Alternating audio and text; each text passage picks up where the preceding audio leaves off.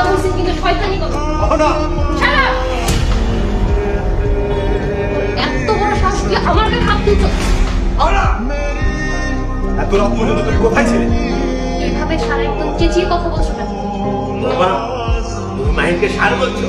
আদব কায়দা কিছুই শিখোনি? ও তাহলে আপনি আপনার ছেলের কানে বিষ ঢেলেছেন?